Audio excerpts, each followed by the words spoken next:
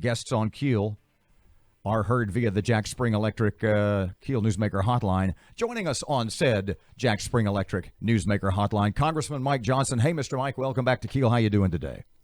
Hey, Robert and Aaron. Hey, sorry to disappoint you. I'm not with the president yet, so I can't put him on the phone, but I'll be over there in a few hours. Impersonate him, Mike. Impersonate him. I heard you're good at it. Aaron, I'm so sorry. Today is going to be so huge. We love Louisiana. I love your people, Mike. I love your people. Yes, Mr. President. My people love you, too. He's going to have a great time. He knows Louisiana's a Trump state, and he is excited. They are lining up in Lake Charles already in tents with their ice chests. They're basically tailgating. Tailgating for Donald Trump.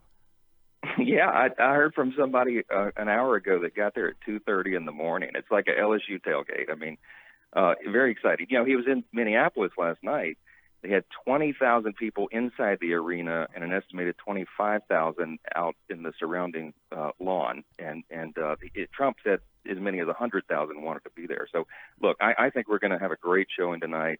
It'll be standing room only, and there'll be a bunch of people outside. And we're going to have scattered thunderstorms, too, but I don't think that's going to deter the excitement. Speaking of that, have you heard any inside behind-the-curtain info? I know that the arena there in Lake Charles, Sudeth, I think is the name, seats about 7,500 or so. Have you heard any information about how many ticket requests for the appearance this evening, how many they had? Would you happen to know?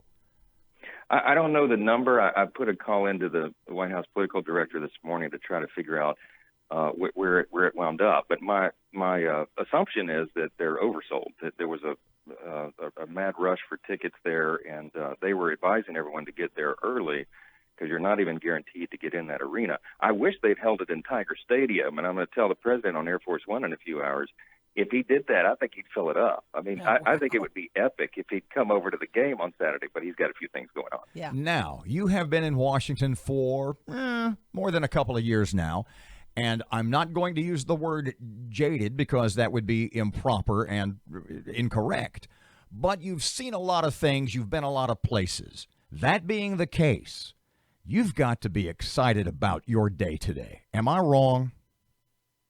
Well, look, it's a surreal experience for a kid from Northwest Louisiana to be flying around on Air Force One. I mean, you know, it's an exciting time. And look, I think the president is genuine in his interest and concern for this election cycle. We have a fateful vote to take on Saturday. For those who haven't early voted, you know, I've said this is the most important election cycle perhaps in generations in this state, because we're at a crossroads. We have very poor leadership at the top, and it's got to change. And, you know, I've been talking to the president about this since early in the year, asking him to come. Senator Kennedy did as well, Scalise and others.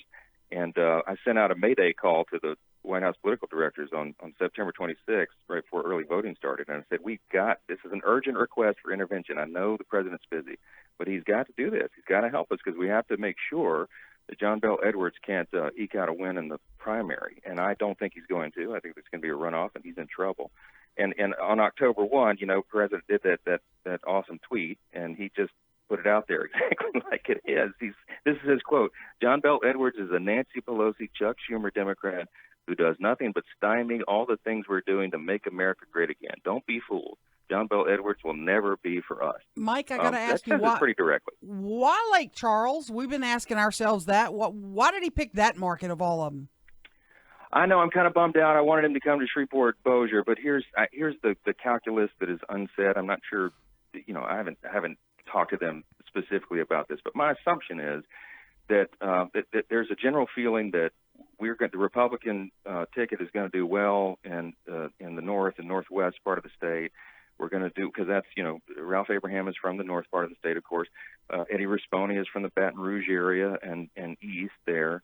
So it's really, really important for the Acadiana area to come out heavy. We don't have a Republican for governor on the ballot who hails from that area. So maybe that's part of the analysis to really turn out the vote in that part of the state, because they need it. Stephen Handwerk with the State Democratic Party says the reason Trump's coming today is because you guys know you're in trouble, that John Bel has got a lock to win it outright tomorrow. Is that something you even think is a possibility?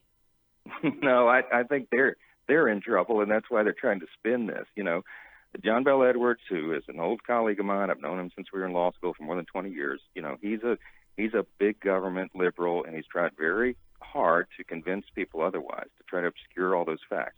Look, I wrote a 10-page expose with the truth, documented line by line of his record, that's been shared on social media now over 5,000 times. And I'm told by the media guys that as many as 2 million people have been exposed to this now because it's been reprinted and sent around.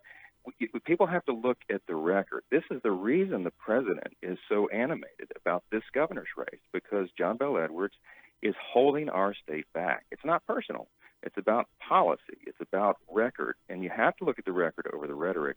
When the voters do that, there's really no choice. We have to vote Republican. You're actually going to get on Marine One Here's and the, fly Are you to going Air to Force the White One? House? Are you going helicopter, Air Force One, Lake Charles, or just Air Force One, Lake Charles? Yeah, I'm meeting at the White House at 2:30. I don't know if we're taking cars. I don't know if I'm jumping on the helicopter, but there'll be a little entourage. I think Scalise is going to be on the trip now as well. What about the senators? Are they coming with you? Or are they already here? Well, I sent a text to both of them this morning. Dr. Cassidy wrote back, Senator Cassidy, and said he is not going to be on the trip. He's got some other stuff today on the Hill. And I haven't heard from Kennedy yet. They'll be there in spirit if they're not there in person, for sure. And Well, I think you'll have a pretty good contingency of the delegation. The congressional As delegation. always, feel free to send selfies. You've got the number. And if you can get Air Force One to stop at Barksdale and pick Robert up, he would love that. Yep. I serve I'll drinks. make the request. How about that? I serve drinks, I sweep, I mop, and I'm quiet. Okay, maybe not the last He'll one. even comb his hair if he needs it. Zinger. Congressman Mike Johnson, have a great day today. Our pleasure as always, and I wish I were you. Thank you, Mr. Mike. Great to talk to you as always.